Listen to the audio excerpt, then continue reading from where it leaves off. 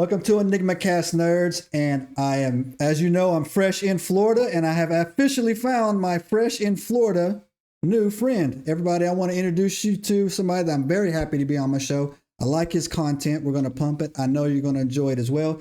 It is Stephen from the Biblical Hitman. Stephen, thanks for coming on, bro. Oh man, it's a pleasure. It's an exciting and happy time to be on your show, man. I've seen your content for a few months now. I got familiar with it from a buddy of mine that you had on your show, Yep. and the ancient Enigma files. I love the name. It's Right. great, man. Thank But you. welcome to Florida as well. Thank you. Thank you. Thank you. I was at the beach all day today, so it's not my lighting, guys. I do look like a shrimp. So here we go, man. So I'm easing into it. So Stephen, man, thanks for coming on the show, man. You have a great channel. You have I like your content, man. I like the approach.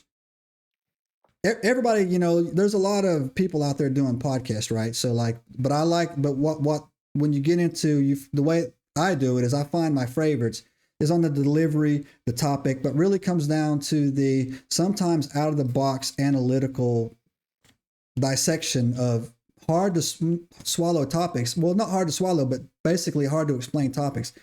And your show, I think, is a very good example. You have on really good guests, and I really like the way you guys get into it. You're in my rotation when I'm driving. I'll throw it on there. So you do me a favor, man. Tell my Enigmites, man, where they can find you and all their locations there, buddy. Yeah, man. So my name again, it's Steven. I'm the host of the Biblical Hitman. It's plural. I'm not just, doing the show by myself. I also am joined with my other two co-hosts, Jesse and Taylor. And, we've been doing it for about 7-8 months now. It's something that we've picked up and haven't put down pretty much. But yeah, we're a Christian-based podcast. We talk about a lot of interesting topics. We kind of go outside the sandbox, as a good friend of mine says, Justin Brown. We stretch ourselves a little bit, but we never go too far off the leash, if that makes any sense, because we do live in a realm that is very it's weird. It's predictable but unpredictable at the same time. We think we have everything figured out until something crazy happens, and then we kind of have to go back to the drawing board again and try and figure out what's going on.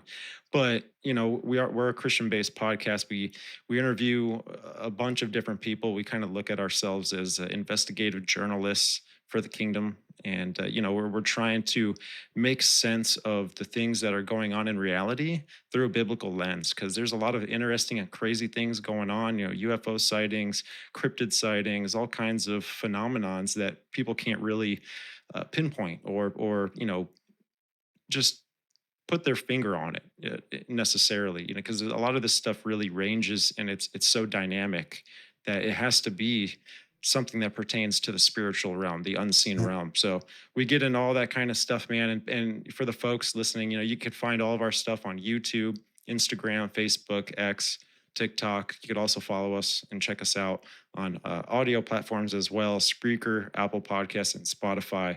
While you're there at all of those places, what really supports our show are the things that are free, right? It's an easy subscription. Just a tap of a button, or a 5-star review, wherever it is, you can do those things. But everything's under the Biblical Hitmen. And so, yeah, man.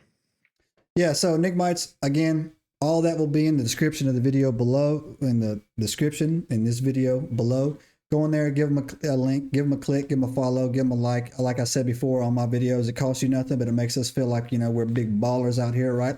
And so anyway, so Stephen, yeah, man, we will get you and your whole crew back on here again, bro, down the road. Sound good? We'll bring them all in here. Oh, yeah. Have a big giant Foursquare, right? Yep. They love that, man. They love your stuff. We've talked about you and your show and everything, because we do look at other shows, not only like in a fun, competitive way, but we look up to everyone out there. We're all running a race in this podcast realm. And, I see us all wearing the same uniforms. So it's a lot of fun, man.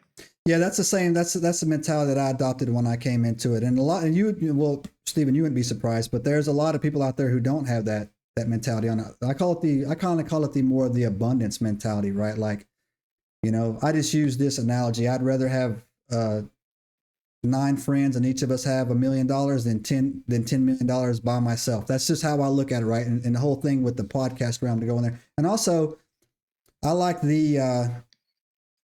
I found it hard to find Christian friends. I really do, man. Like I absolutely do, man. And I don't know if other Christian guys experience that as well. But when you start, well, I can speak for myself, but when you start, I hate using the term, living out of the flesh and moving into something else.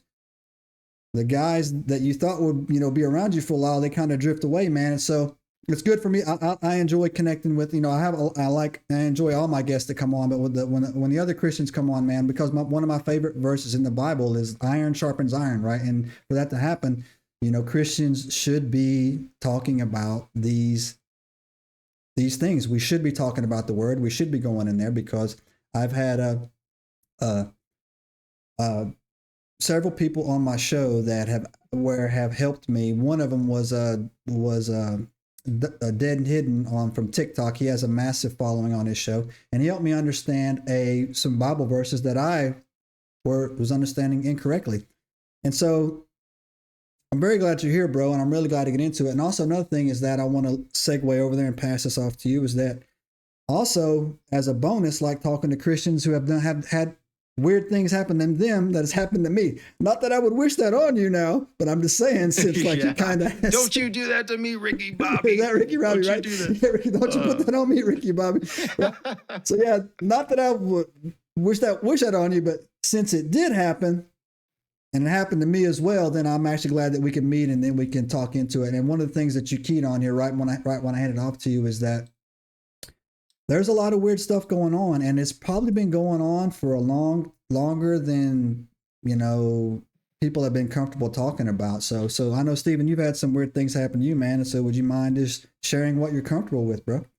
Yeah. It's really interesting because it took place, I would say, about 10 years ago now. I've been a Christian for 15. I'm 34 years old, but when my first supernatural experience, which honestly I have a few of them, so I'll kind of just run through a good one that came from God, and then one that I think was of the dark realm, right? Mm-hmm. Like the evil forces, right? That combat, those heavenly places.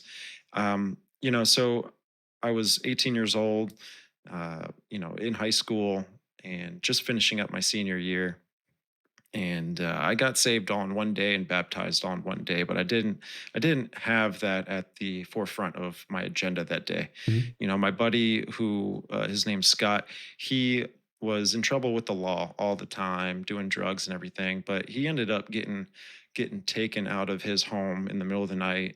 And he was brought to an area in Florida that's called Teen Challenge. It's like, hey, you either go here, the judge says you either go here or you go to jail or possibly like prison, right? So he obviously, his parents took the alternate route than jail. And so anyways, he went into Teen Challenge for a few, I think it was 11 months. And he actually came to the Lord. He got saved, and he was able some point in those 11 months, he was able to come back home for a 48-hour pass, and me not seeing my best friend for 8 months or so, I was like, I'm going to go see him. He's in town. So I went and talked to him. He preached the gospel to me, everything that I had a question for, he answered.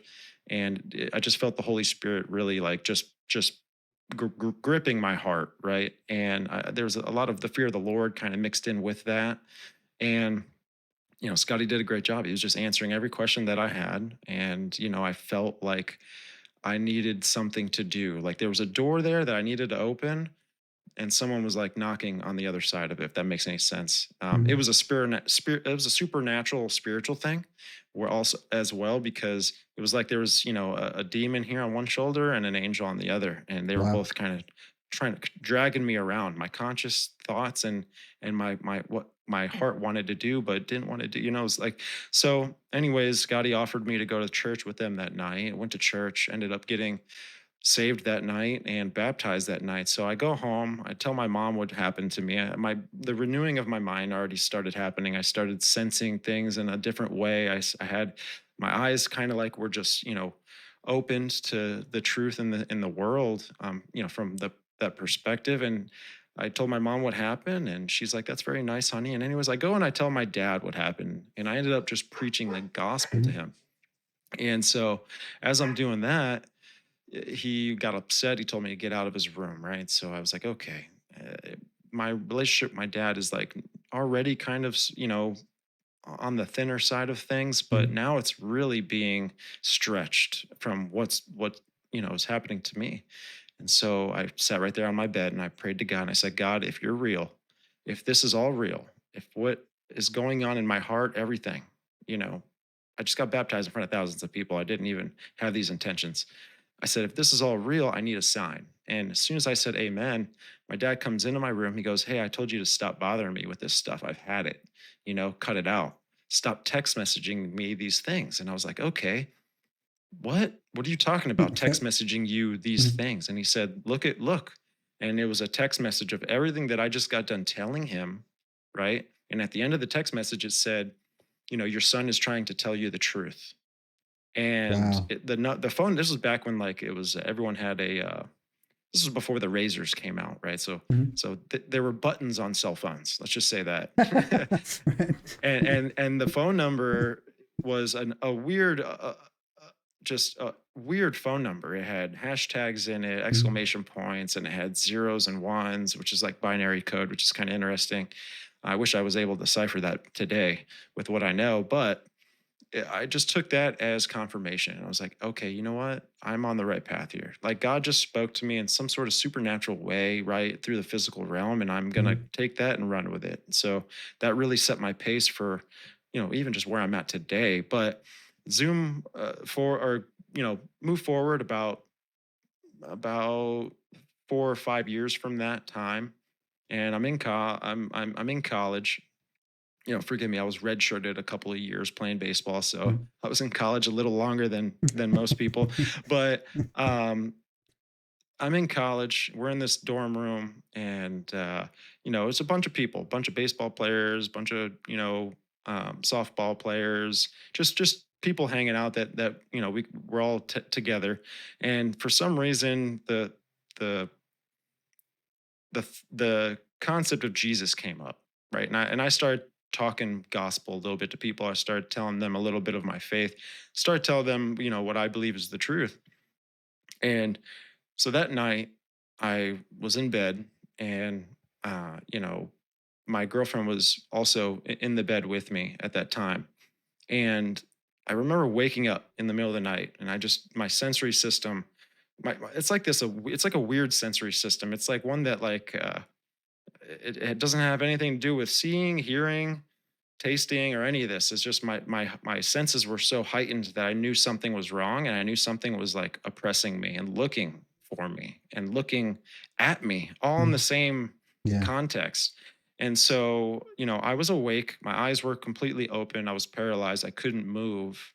And as I'm looking around in the room for this thing, it kind of was like that kind of radar to where it was, I was like, you know, cold, hot, warm, or cold, warmer, warmer, hot. And I saw it right there at the doorway of the bathroom, which is about 20 feet away from me, but right in my front view, right at my 12 o'clock, right?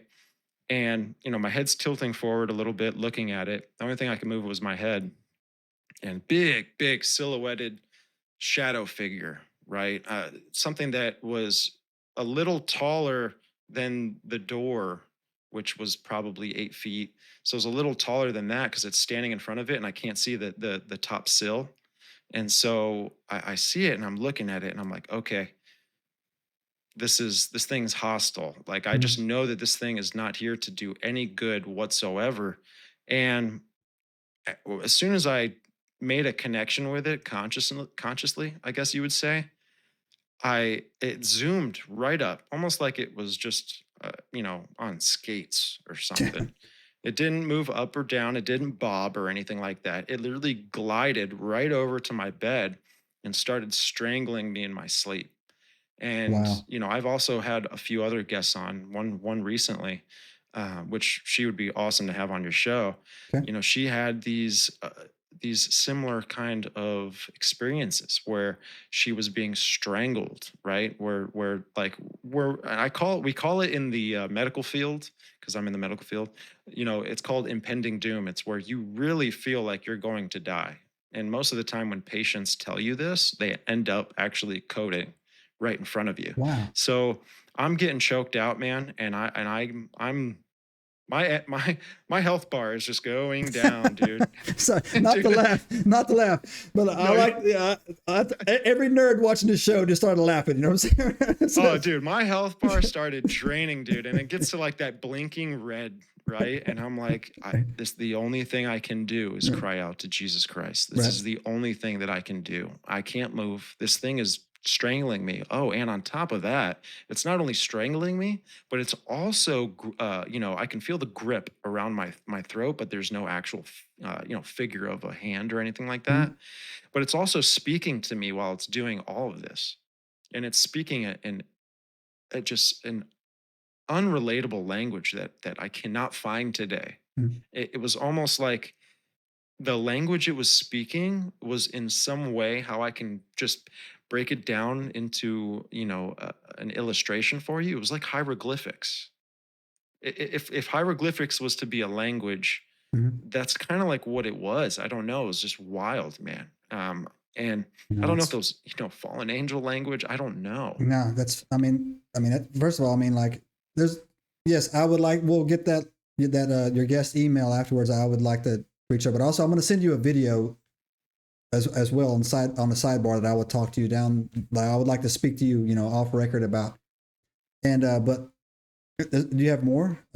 Oh yeah. So that's happening with that encounter. Yeah, go ahead. Yeah, sorry. Yeah. You're good. That when that's all happening, like I said, my health bar was getting drained really low, and the only thing I knew what to do was to cry out for help, and that was to Jesus Christ, right? So I'm crying out to Jesus. I'm crying out. Nothing actually is happening right away, but I know that the actual entity, whatever it is, it's getting upset and it's squeezing harder, right? It's like its time is running out with what I'm, speaking in the air, and it was something to where all of a sudden my right hand got free. And I went and I reached up to its throat. And all I could think of was like these Rambo movies when like Rambo grips the throat of people. And I was like, rip its larynx out, right? Like, so I'm gripping this thing and I'm squeezing it, and I go and I get, it's like, again, there's nothing actually that you could, there's no characteristics of a neck. So I'm just gripping into this general area, and it's the motion of me pulling its throat out pretty much. And when I did that, my girlfriend reached up, who was in bed the whole entire time.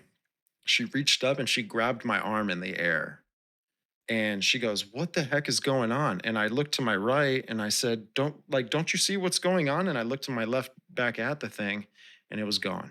Wow. And so I ran right to the bedroom lights. I turned all the lights on. Had my hands on top of my head, like what the heck was just going on? My girlfriend at the time was just freaking out, like freaking out.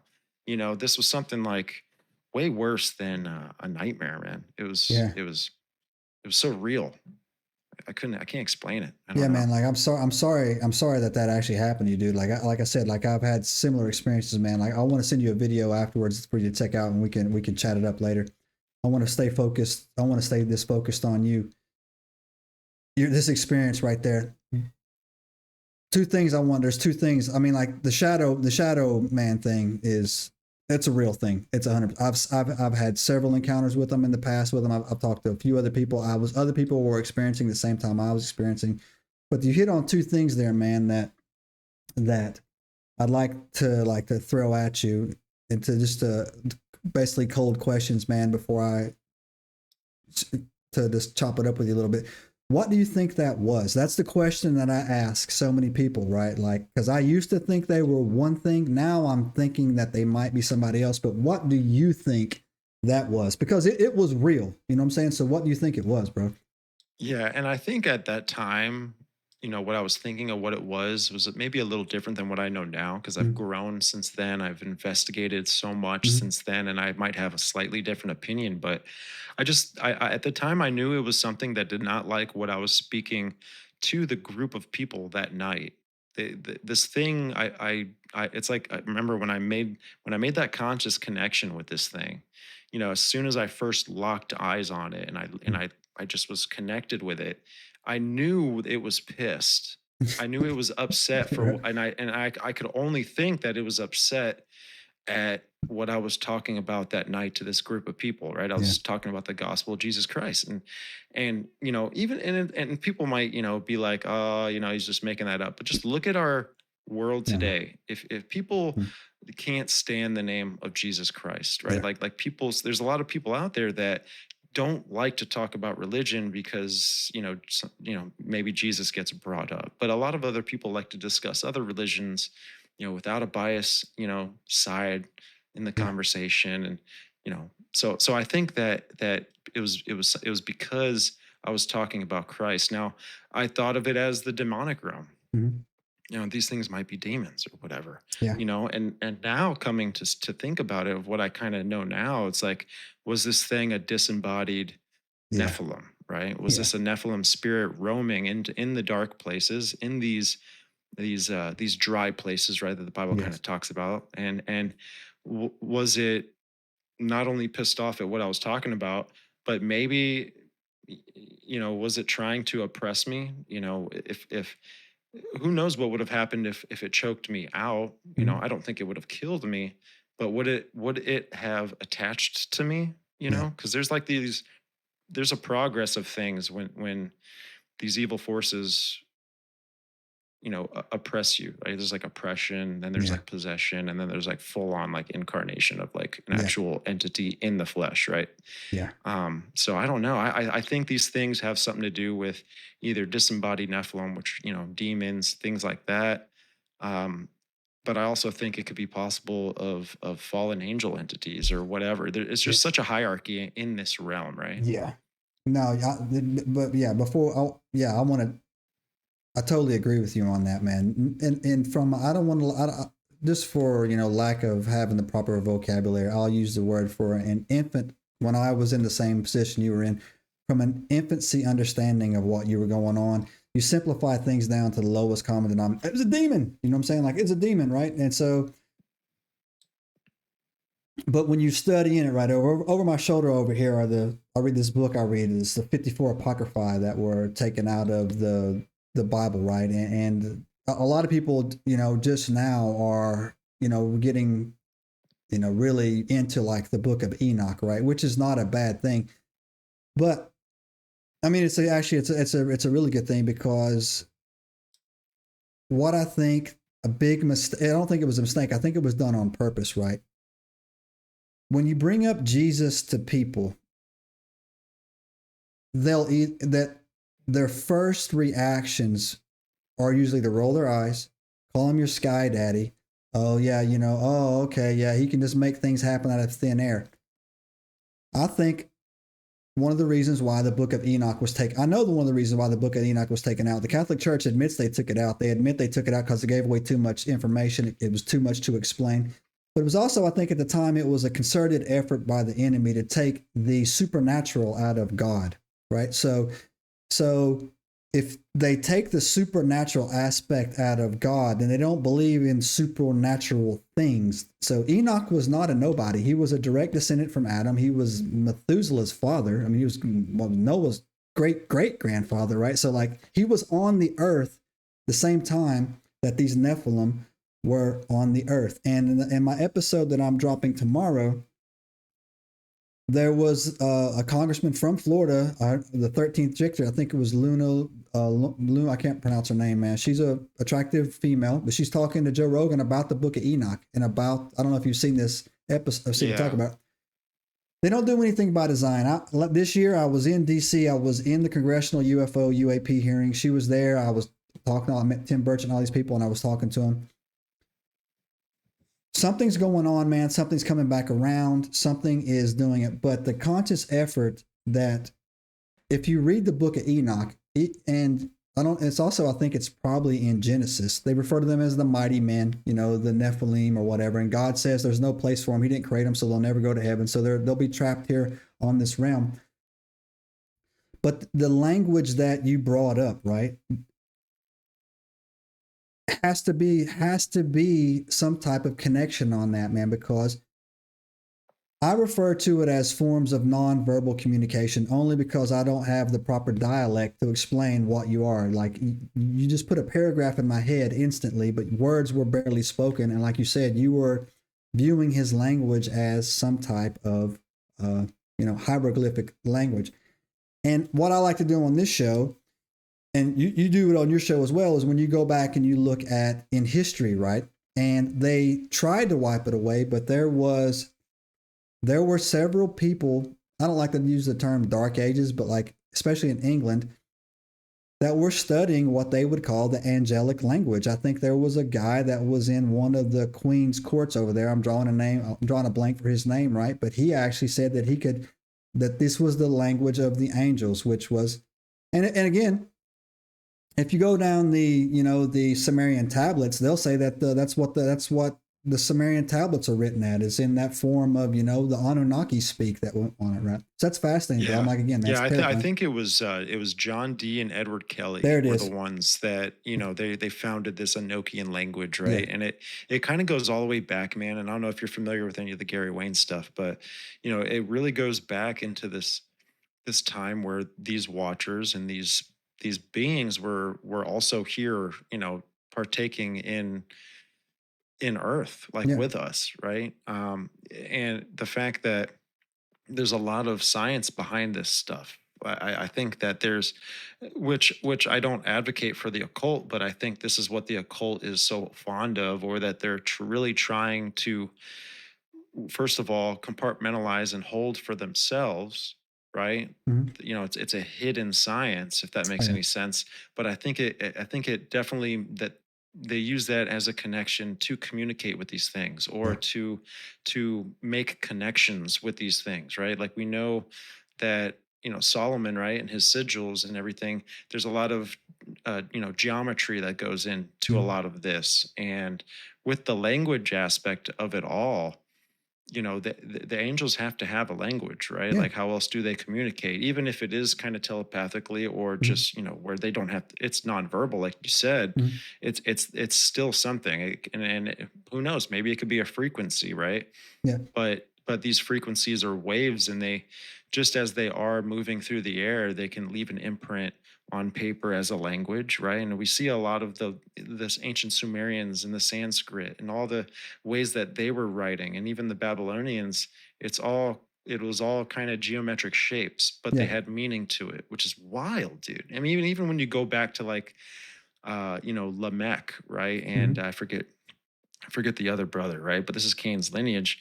It gets into the idea that they were writing these things, this ancient knowledge, on pillars, right, to survive the flood. One to survive by fire, the other one to survive by water, Right. right? Um, and on top of that, there was like I think it was like 36,500 books that they were also trying to keep secure in, either in the bottom of the pyramids or wherever, right? Well, what have we seen recently, right? That there's some sort of structures possibly Yeah. below the pyramids, that they were trying to keep this knowledge some way secured and safe, because God was coming to, Yeah. pour his wrath on the earth with water. Yeah. And no, that's again, I mean, that's not even debatable anymore. First of all, like we know angels have the ability to speak.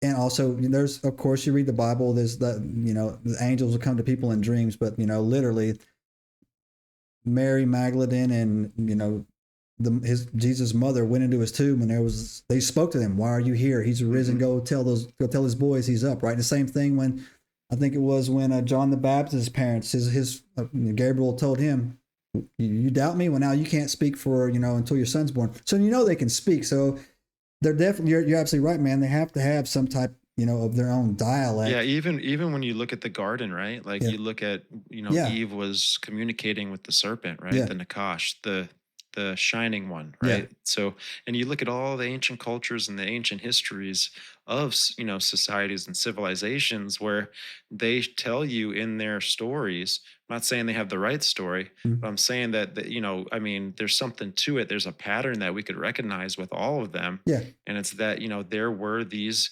enlightened beings, either, shining ones, Quetzalcoatl, Anunnaki, whatever. Enoch discusses them as the watchers, that they came down and they taught mankind certain things. And I think, how else do you teach mankind? You got to communicate, you got to talk, right? So, and I think that when mankind was looking at these beings, right, you can see that they were probably blown away with number one, how they appeared, and with the knowledge that they were teaching them, probably giving them some sort of ability or knowledge how to write things, to keep things down, pass them throughout history, right?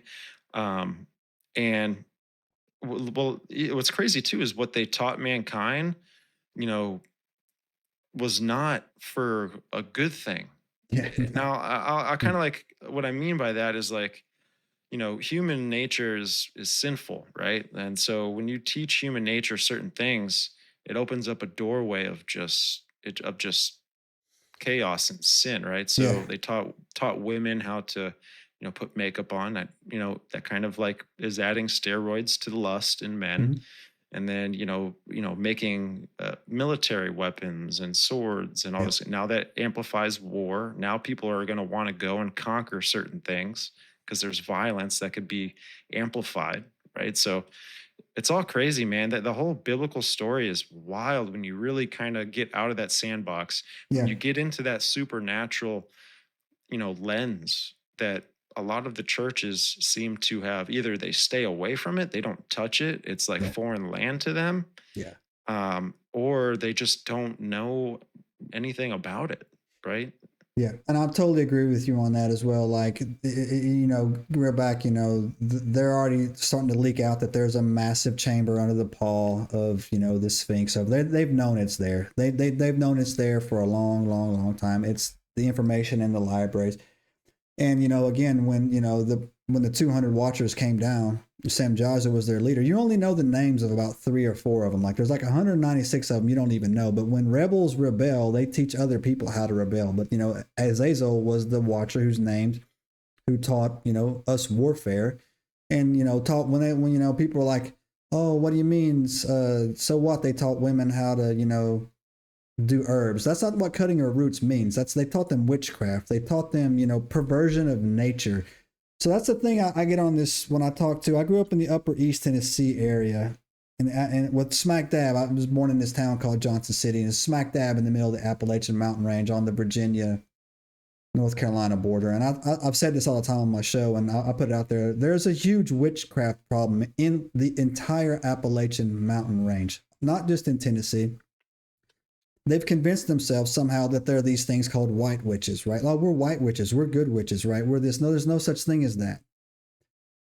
When you deal with witch, the Bible specifically tells you don't mess with it because it works, but there's a price to pay. And one of the things that I tell anybody on that is there is no price to pay with the supernatural that Jesus does in your life. There is no price to pay. You put your faith in Jesus. He's the Son of God, died for our sins. He redeemed us, living in the faith. Don't live in the law, live in the faith. That's living in the law is blasphemy against the Holy Spirit, going backwards, saying that, oh no, living in the law means I got to kill a dog or a chicken for forgiveness of my sins and all this other stuff. But I don't want to take that off. That's another conversation. But running down this way on that is that it does work. And it was no good. We were not supposed to ever be messing with that. And again, they knew this. They knew it was happening. They knew it was going to happen. I mean, they knew that they were breaking the rules, and they did it anyways. And even when on that Joe Rogan podcast, she even confirms that the book of Enoch says there was other gods' creation, but where is most valuable? No, there's not. Maybe so. I'm not going to, I don't want to throw any hate on anybody. But the Nephilim created things. They came down here. They sinned when it says, even in, I think it's in the book of Genesis, they sinned against all forms of man and all forms of nature. That means they did all these all animal human hybrid things, plant things. So when you see these, again, because we like history, when you see these Sumerian sculptures of Gilgamesh being 15 tall, he really was 15 feet tall, or 13 feet tall, or Nimrod, I'm sorry, whoever it is over there, right? He was that tall, right?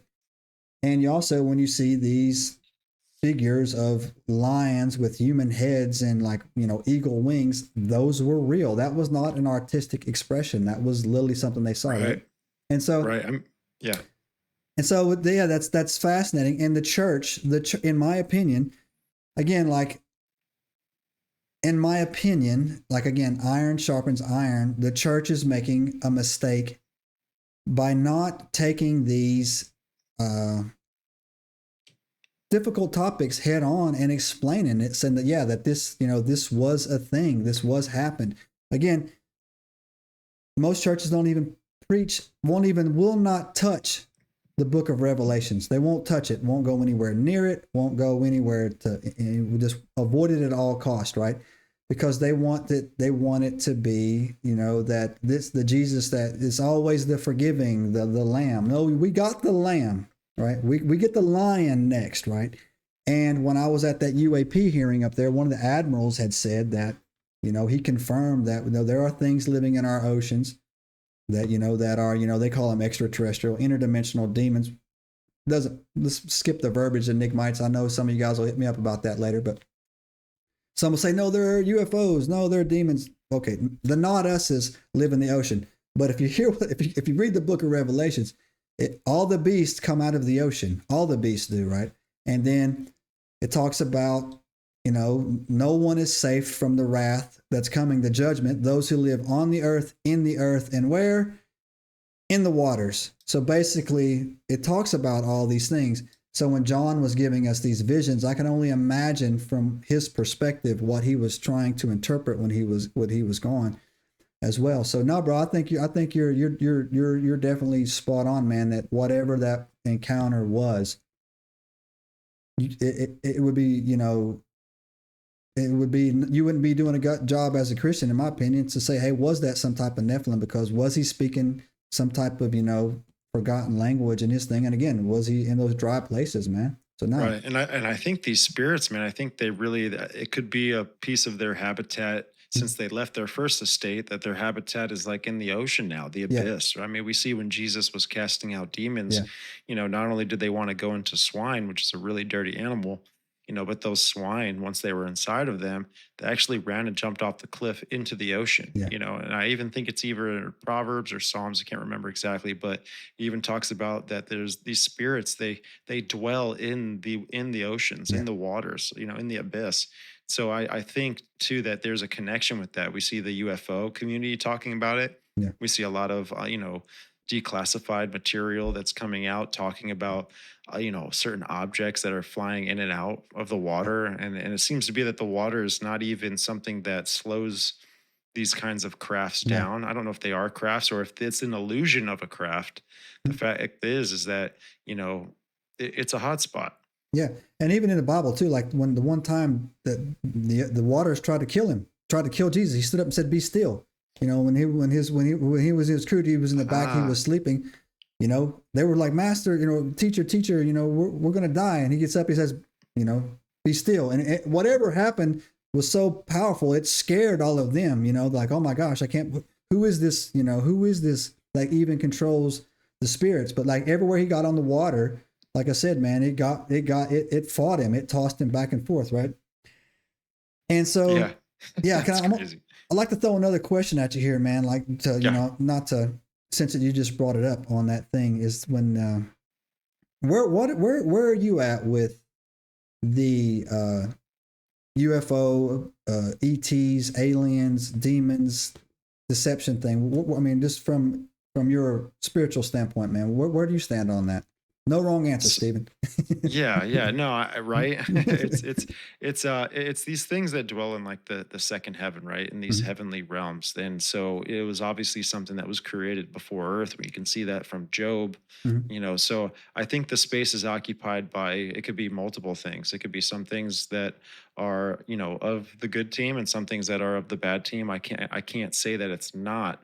But what I can say is, when we're looking at the propaganda being thrown around these concepts, I do think that these UFOs, this phenomenon at itself, has something to do with the preparing the world for some sort of new world order event, mhm. right? Like we heard it, Reagan talk about it at the United Nations. That if the world was opposed of some sort of extraterrestrial threat, then we would all come together, Yeah, right? So I think this could be something to push us towards some sort of delusion or deception where, when we do see these things, it could be two ideas, right? It could be mhm, either two psyops, I kind of like to call it, where either it's Christ coming back, mhm.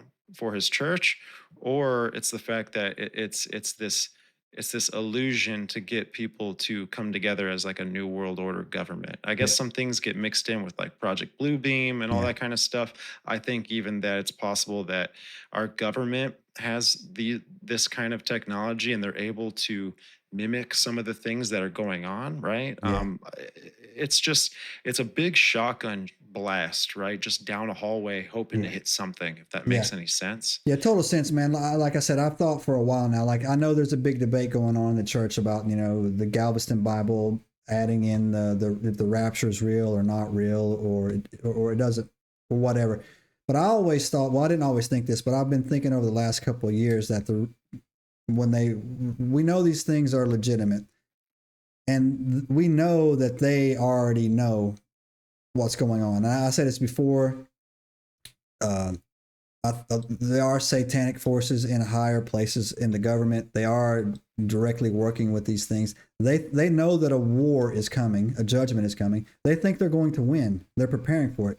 And I always thought that they would use the rapture and just say that it was a mass alien abduction and that the world has to come together because they're coming back, right? And we got to prepare, right? And so we're going to unify our forces and everything like for that nature. But I definitely I'm with your stance on that. Is that I don't think they've I don't think this is a sniper shot for them. I think this is a shotgun blast. They have multiple things piled up, that they're going to try to Mhm. launch at to, see what possibly sticks with it to What's moving what's crazy those things. too is what I think plays into this idea of this new world order as well is like the Gnostic and the Satanic view that Lucifer, you know, pushes on those two groups. And what I mean by that is that the Gnostics and the Satanists, they actually believe that this world will be given to Lucifer at some point to rule this Sorry, this this I didn't this mean to laugh. realm. No, Yeah. I'm with you. It's crazy.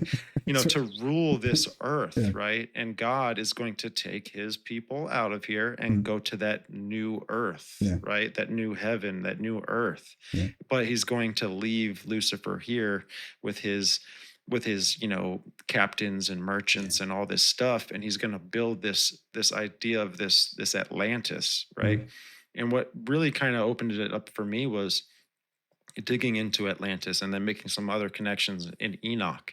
So in Enoch, well, first of all, in Atlantis, there's 10 kingdoms, right? mm, Which kind of correlate with Revelation, to where when this beast is coming up out of the mm. sea, there's what I think it's seven heads and 10 horns or something like that. Well, Tim there's Hortons. 10 kings. Yes. Yes, there's 10 kings, right? It's this idea Yeah. of 10 kings. Yeah. Well, looking at Enoch and making a connection with that, for there was 200 angels that came down, but then Mm, Enoch also says that 20 of them ruled over the 200. So yeah. when you do that math, that's a ratio of like 10 kingdoms, right? Yeah. So it's like they each had 20 angels, right? So each king had 20 angels under his rule, if Yeah. that makes any No, sense. no, it And then totally which does. would be 10, right? Yeah. So there's this idea that the fallen have, that Lucifer has, that they want to establish this this new Atlantis. We saw Nimrod trying to do it with the Tower of Babel, Mhm. and I believe Cain, and when he was building his cities and all this stuff, I think he was also trying to do it then as well. And it's like history always repeats itself. It's something we say in the medical field all the time. All If the you have time. one medical problem, you better believe it's going to happen at some point in your life again. Mhm. It's just, and it plays in with Ecclesiastes 1:9, right? Where nothing new is under the Yeah. sun. This is the nature and the playbook that Satan uses. It doesn't really change, right?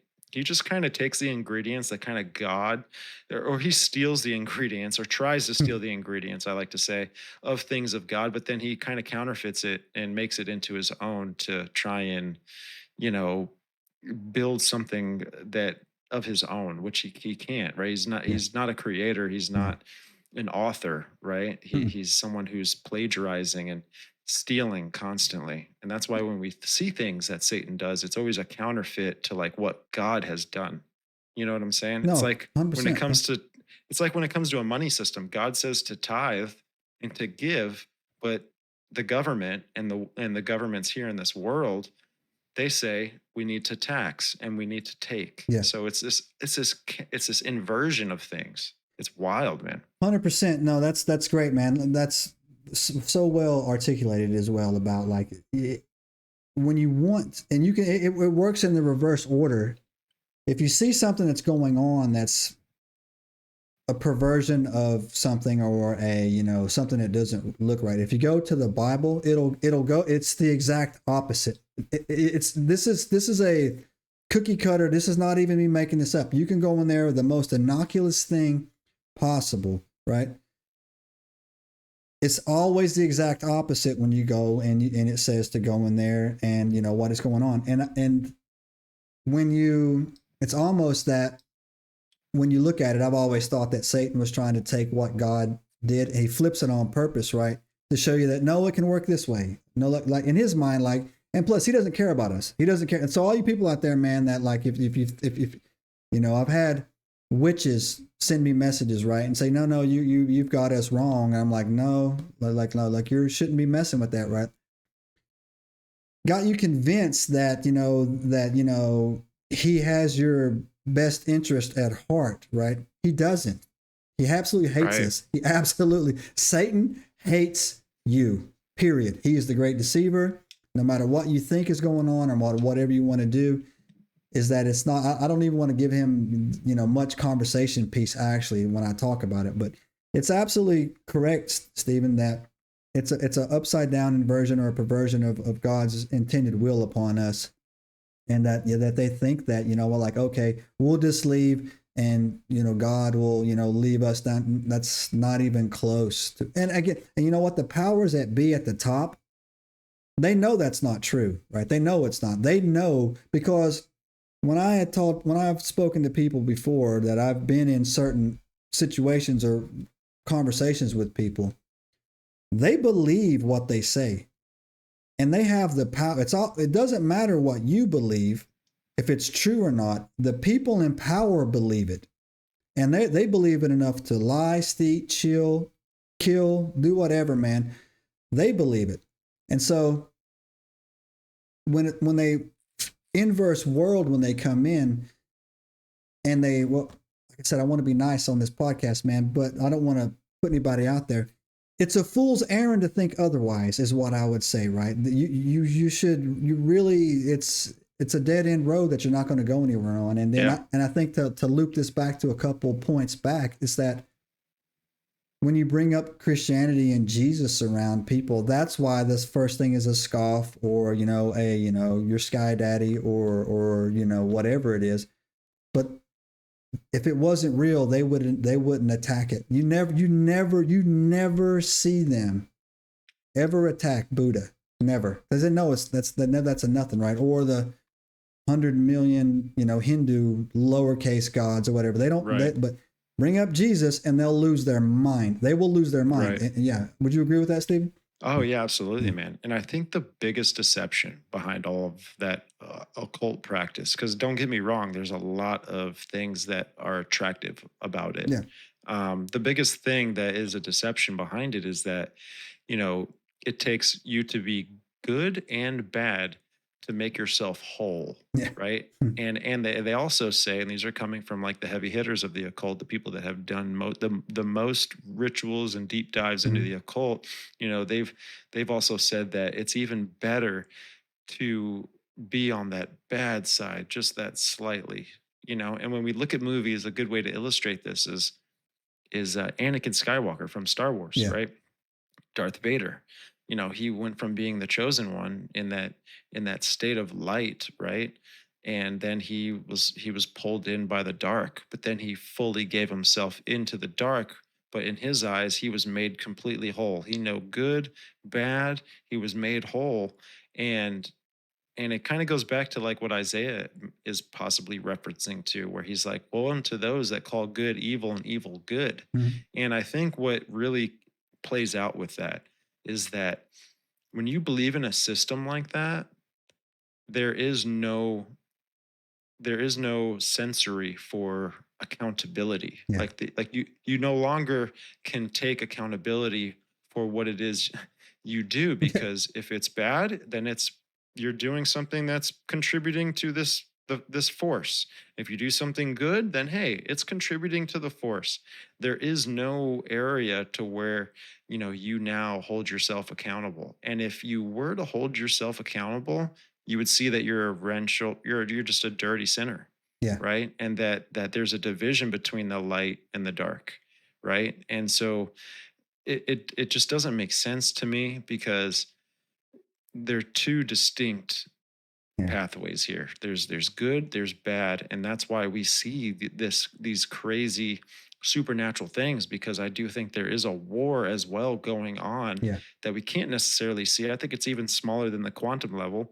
Quantum you can't see with your eyes. You can barely even see it with an electron microscope, but it exists. You just, you know, and I think that it's even possible that these supernatural forces that have the ability to materialize, dematerialize, it fluctuates with something to do with, you know, the quantum level. You know, people go, oh, well, if I don't see it, I don't believe it. Well, first of all, you're breathing air, you know, that's real. But the thing is like our eyes can also only pick up certain things based off of light. So that there's like an illogical concept to really have a lot of faith in, you know? No, it's absolutely correct, man. The whole I've always laughed. I've got to see it to believe it, right? And when I was in the military, I know a lot of guys never see it and they end up dead. So I mean, like you got to see it to believe it. That's dealing in the physical aspect of the realm, right? And so when people say, "Oh, I need to have a supernatural encounter with, you know, something for me to believe it," but this is what I used to try to. This is what a method, I'll share a method I've shared on the channel before that I share with people, is that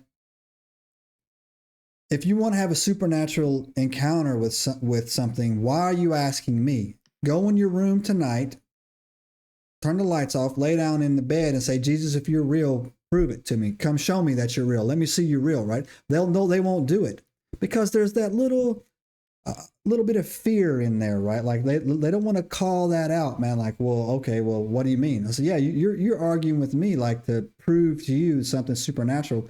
When I'm telling you, just go to our Father. He's your Father too. Go ask Him, right? Yeah. You call Him out, talk to Him like you're talking to me, right? And every time, it's happened like 4 or 5 times, man. Every time they're like, well, you know, I don't know, man. I don't know if I'm ready to go that level. No. Keep that energy, bro. You know what I'm saying? Right? Like, keep that energy, dog, right? Yeah. So that whole thing that I think right now too is that on my show, I have a couple of premises. One, man, is to treat everybody always with respect, regardless of their story or their perspective, because everybody's in a different place when it comes to their journey and their awakenings or their interpretation, right? The second thing I have on here is the most important one is at a baseline level, man, something happened. Now we can talk about what happened. Was it this? Could it have been that? Could it have been this? But at the very hard deck floor, something happened. And so what I tell people now is that in 2025, if you can't look back, just look back the last 5 years. And if you don't think something weird is going on, right? Like something strange is going on, like something is freaking not normal, then man, I don't know what to tell you, man, because the weirdest things probably over the last 20 years have happened over the last 5 years, right? And you can say oh, that's CERN. CERN was testing. They ripped a hole, or they did that or the other, right? Or people talking about that the days feel like they're getting shorter. I don't know if you ever heard about that. Like time is like speeding up somehow, right? So yeah, we can argue about that if that's real or not, or what that's going on or not. The government, doing their UAP disclosure, talking about these things, talking about that things, right? The spiritual realm is real. There is something happening that we don't have the ability to comprehend or visualize, but it is absolutely, you have to be like your head in the sand, man, to not say that something strange, right, is going on, right? Right. And I'm with you, Stephen. I actually think that 100% that looking back is that when the Bible verse, we wrestle not with the flesh, but with spirits and principalities and princes of the air, or, right, powers, right? Powers, and right? spiritual wickedness in these evil places, man. Yeah. It's true, man. I mean, I'd like to, I want to share this little UFO experience that I had too, because this was like something to where, like I believe when you're a saved Christian, like a true, actually saved Christian, and the Holy Spirit dwells within you, that you're on a leash, right? But God will let you go out. Right. It's kind of like those leashes that retract back in, right, into like the handle thing. Yeah. I have some of those leashes actually. They're really awesome. But he'll let you go, right? Because that's true, because the prodigal son parable would not. I mean, it supports that idea. And so, as a Christian, I remember 8 years ago, I went and visited Jesse, my other co-host, in Las Vegas. And, I was a man of faith, and, he hadn't come to the Lord yet. Right. So we're out there and we start watching all of these UFO documentaries. And this is when the Bob Lazar, Area 51 documentary came out with Jeremy Corbell. I'm pretty sure a lot of people have seen it. It's a pretty good one. But, at the same time, what I was setting up for myself was what I didn't know this until, I would say about 6 months ago when I read it out of a book.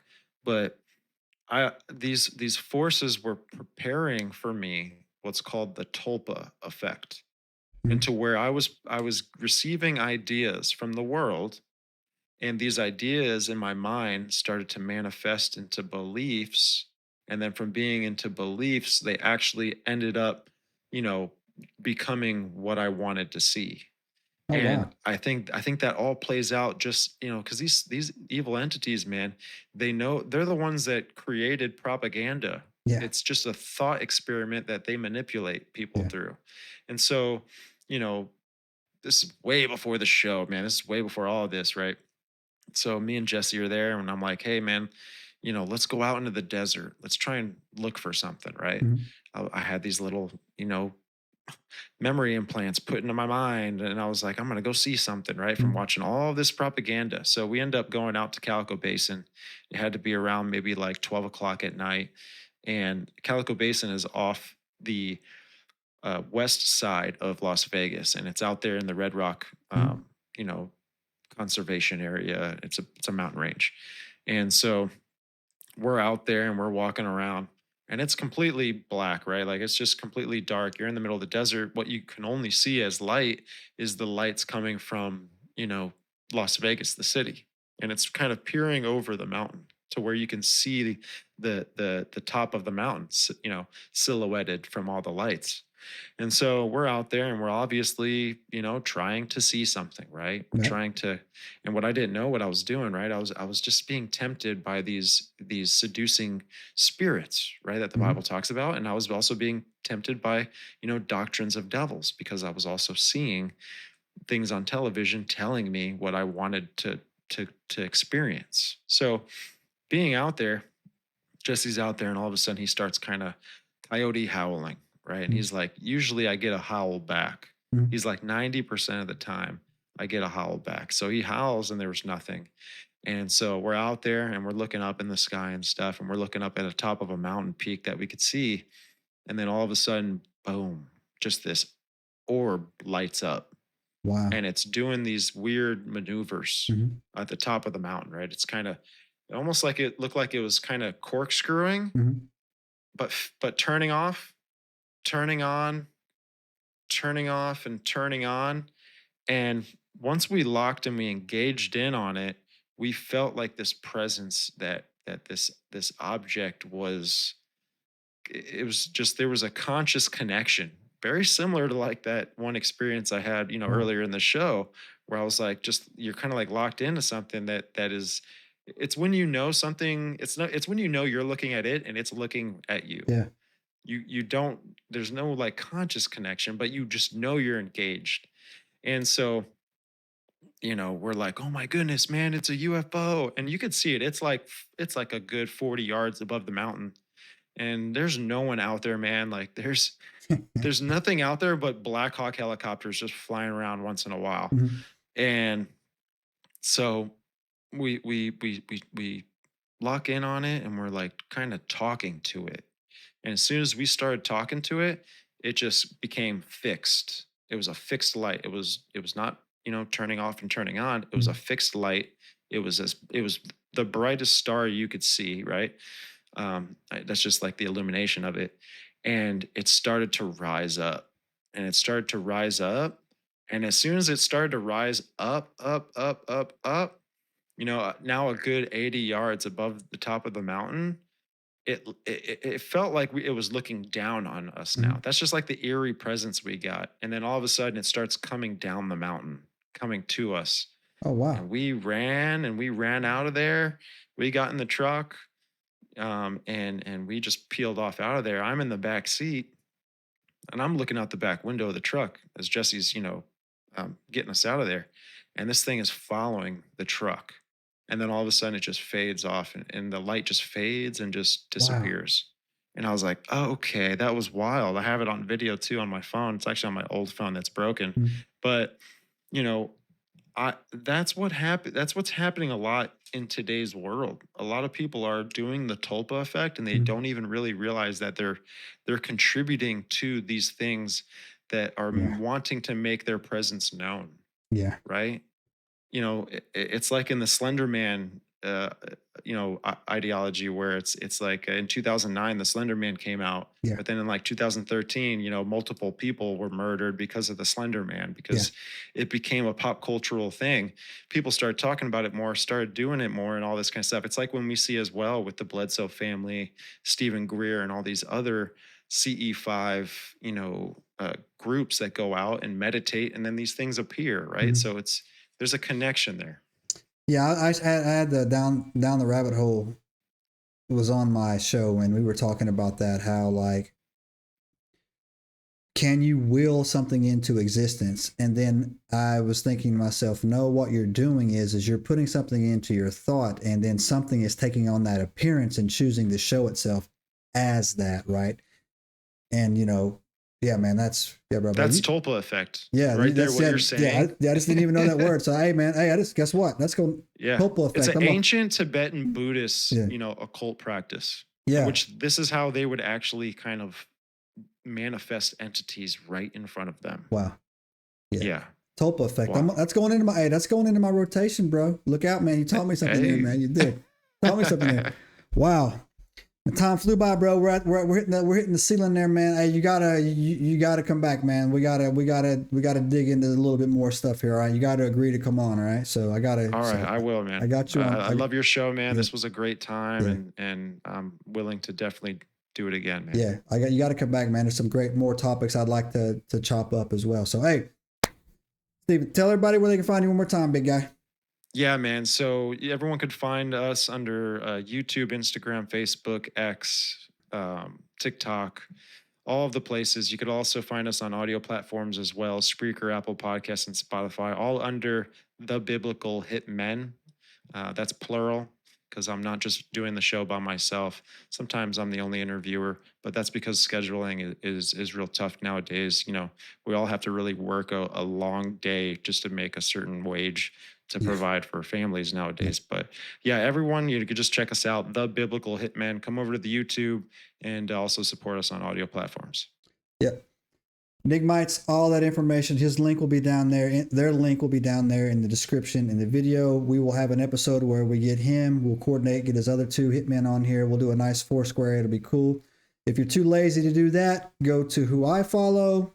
Click on them. I don't follow that many people. I'm a snob like that, but you can go in there and follow my selection, hit them, and give them a follow. It doesn't cost you anything, but actually, man, it helps in ways that you would not even believe to understand, even if it's from a morale standpoint, right? To like, you know, see the people getting into your content and your work. So you heard it right here, Enigmites. He's agreed to come back on the show. We'll get the other guys on here.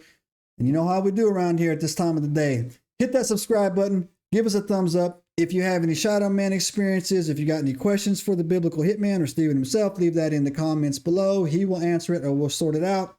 But, Stephen, you got anything as we go? Nah, man, thank you very much, man. This has been a great time, and God bless you, your audience, and, you know, just best endeavors for everybody. Absolutely. You, same to you, brother. And that's how it is, nerds. And that's all you get for $1. And we're out. Subscribe now and turn on the notifications to join us on this extraordinary journey into the unknown.